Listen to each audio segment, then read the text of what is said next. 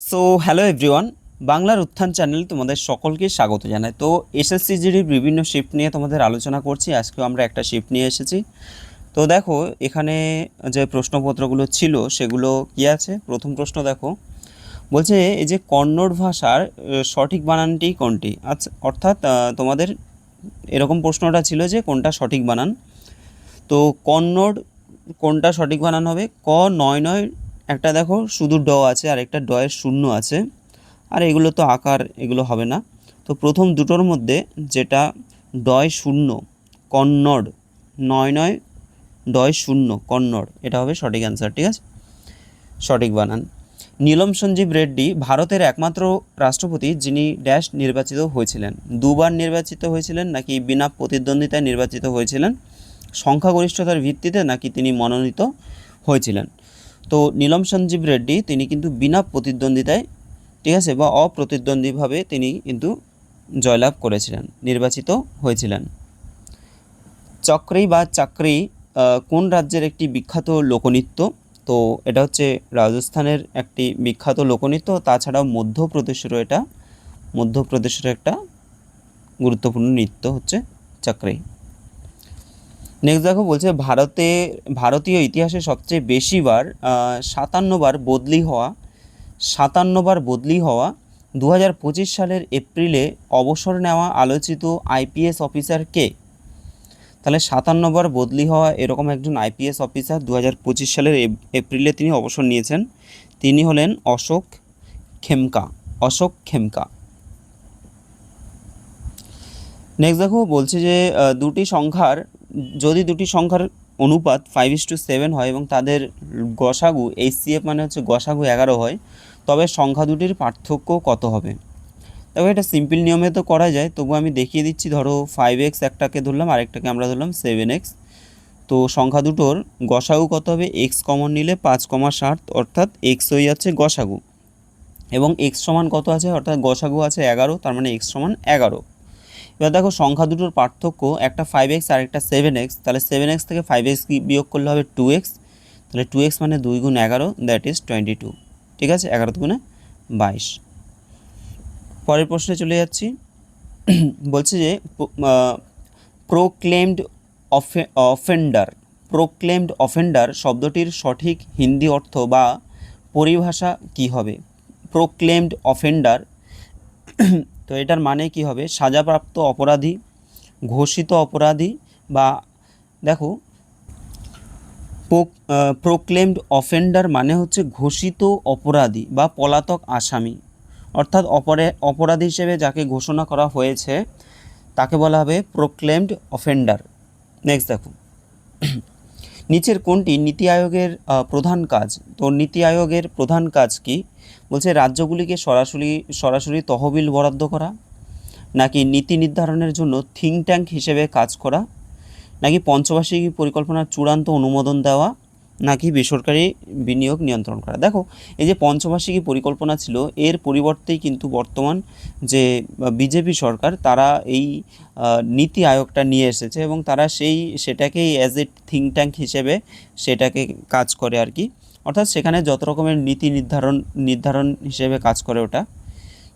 ঠিক আছে, নীতি আয়োগের মাধ্যমে তারা মোট কথা যে বিভিন্ন যে উন্নয়নমূলক কাজ সেগুলো তারা করে থাকে। নেক্সট দেখো, নিম্নলিখিত বিকল্পের মধ্যে আকবর নামের সঠিক বানান কোনটি? তো আকবর, দেখো আ ক বড় আকবর, আর এ কে বি আর আকবর।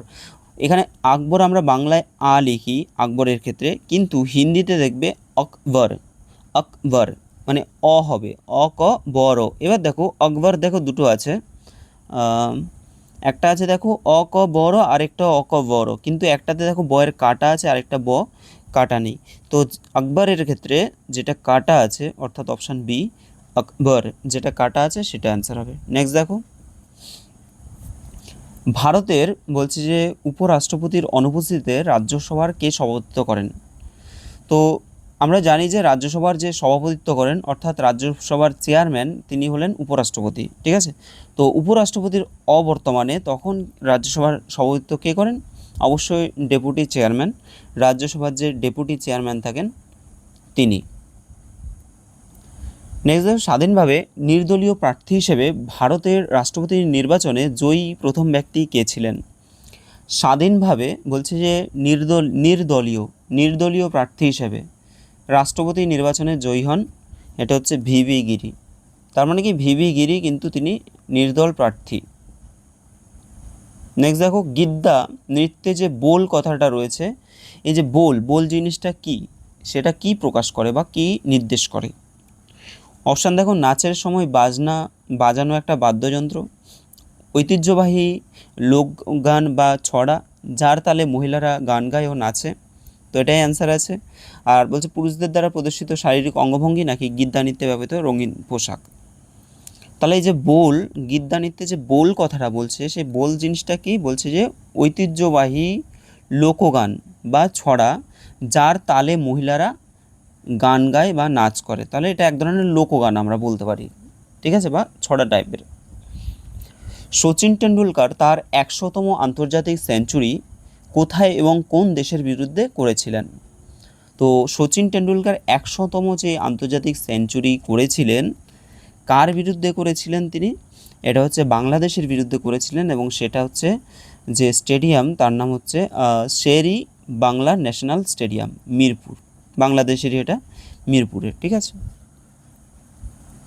চোল সাম্রাজ্যে কাবেরী নদী থেকে উত্তোলিত বা কাটা খালগুলি প্রধানত কিসের জন্য ব্যবহৃত হতো?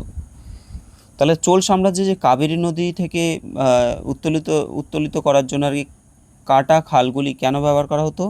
দেখো এখানে অপশানগুলো একটু তোমাদের পড়ার দরকার আছে, যেমন পানীয় জল সরবরাহ এবং জল পরিবহনের জন্য, কৃষি ও জলসেচের জন্য, জলবিদ্যুৎ উৎপাদনের জন্য, প্রতিরক্ষামূলক পরীক্ষা ভরাট করার জন্য। জলবিদ্যুৎ তো একদমই হবে না, আর পানীয় জলও হবে না। তোমাদের কনফিউশন থাকতে পারে যে প্রতিরক্ষামূলক পরীক্ষা আর হচ্ছে কৃষি, ঠিক আছে। তো চোলরা মনে রাখবে এটা হচ্ছে কৃষি ও জলসেচের জন্য, ঠিক আছে। দেখো আগেকার দিনে এরকম কিন্তু প্রায় আমরা দেখতে পাই যে চারপাশে পরীক্ষা দিয়ে তারা ঘিরে রাখে, সেখানে ধরো কুমির ছেড়ে দেয়। ভারতীয় সংবিধানের পার্ট 5-এর কেন্দ্রীয় কার্যাবলীর কোন অধ্যায়ে অধীনে আছে? তো পার্ট 5-এ আমরা যদি দেখি, পার্ট 5-এ কিন্তু সেন্ট্রালের মানে অনেকগুলো পার্ট রয়েছে এর মধ্যে, ঠিক আছে। তো তার মধ্যে কেন্দ্রীয় কার্যনির্বাহী যে পার্টটা আছে সেটা হচ্ছে পার্ট 5-এর ফার্স্ট অধ্যায়ে রয়েছে। নেটওয়ার্ক রেডিনেস ইন্ডেক্সে কতগুলি মাত্রা বা স্তম্ভ পরিমাপ করা হয়? নেটওয়ার্ক রেডিনেস ইন্ডেক্সে বলছে 4টি স্তম্ভ পরিমাপ করা হয়। এই 4টি স্তম্ভ কি কি? তো যে মাত্রাগুলো তোমাদের বলছি সেগুলো কি কি? এই যে 4টে স্তম্ভ বা মাত্রা যে রয়েছে সেগুলো হচ্ছে প্রথমত টেকনোলজি অর্থাৎ প্রযুক্তি বা টেকনোলজি, ঠিক আছে। দ্বিতীয়ত আছে জনগণ বা পিপল, আর তৃতীয়ত আছে শাসন বা গভর্নেন্স, আর চতুর্থত হচ্ছে প্রভাব, ইম্প্যাক্ট, ঠিক আছে, প্রভাব।